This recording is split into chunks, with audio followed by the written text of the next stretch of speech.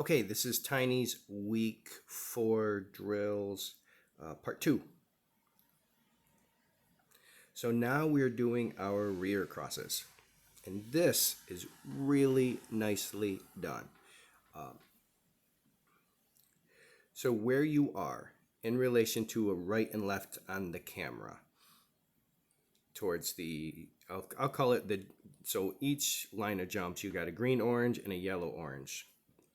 Try to be hopefully not confusing to make it clear.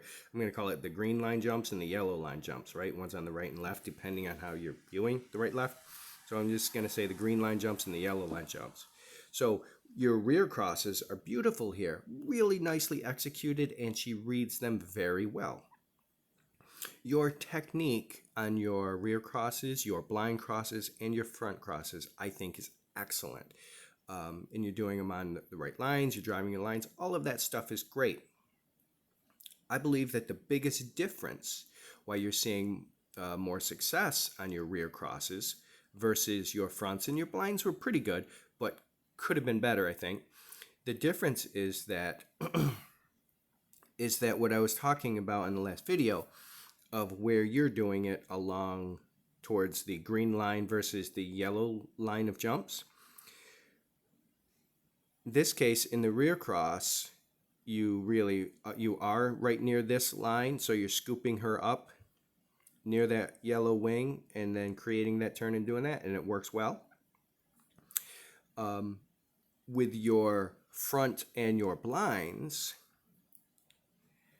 I would have liked to seen you see where you are right now, do that more up on this side, the green line path, and then on this side still towards the green line path, hopefully still being able to get that commitment to the yellow jump by building that side lateral distance out of the tunnel so that you could stay on this side, because when you're closer to this green jump here running this line and you start spinning or switching hands, that should give her a clue that she's coming this way. So that means it gives her more of a clue by your location, and also it creates more space for her to take that yellow jump coming towards the green.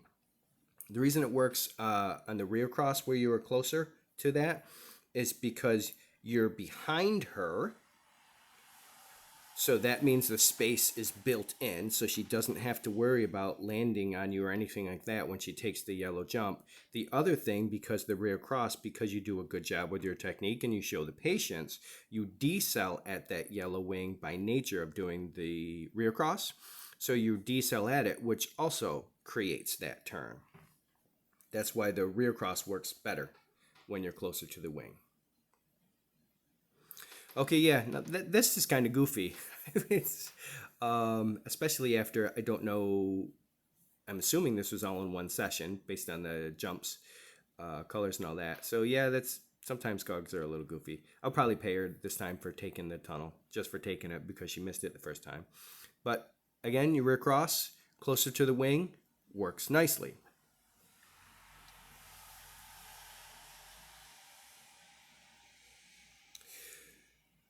This is very nice. Your front cross there, because you're closer to this line, see, just like from the tunnel. But I do like this part. And it is really interesting. She is not a tunnel sucker, and how she responds to your decel. She responds to your decel really well off that orange jump and comes off of that line and doesn't take the tunnel. So, but going back, this once again is showing I would like to see you have stayed closer to the green line jump to create more distance on now that she's landing. So just like coming out of the tunnel, the exact same thing. If you stayed more on this side and then you came this way, what that would have done is created, number one, more space for her to take this jump turning, and coming into you. So you would have created more space. This one is better than your last one. But also giving her a bit of a clue, because as soon as, since you're closer to the green line of jumps and you start turning or changing your hands, that should give her a clue right off the bat that she's going to be coming in towards you, or decelling at all. And this one is more successful because you are closer to that green line of jumps. The cost of staying closer to the green line jumps, of course, is that you do need more commitment from the orange to the yellow. And you do that better here.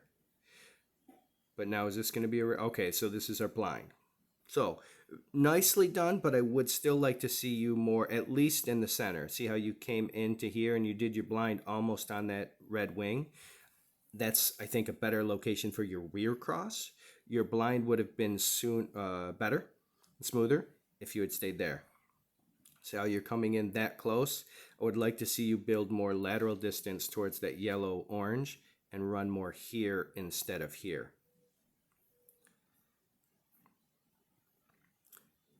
Nice job here. Okay, so now we're going to do our rear. And this time you're right all the way there, and you set up beautiful rear crosses. So this rear cross is tough. That is not an easy rear cross, and you nailed it. And I believe that's because you are now closer to this line. And the same is coming out of the tunnel. All the same things apply of why I think that is. She has the space and she has the clue. She responds very well to your deceleration and she turns in towards you. That is a good thing. The only thing is it just means that you're also going to make sure that you have plenty of send distance, that you can really build on the commitment so that you can send her into that tunnel, for example, and then get going the other direction. So it's a bit of a balancing act. But your rear crosses this week, so far, are awesome.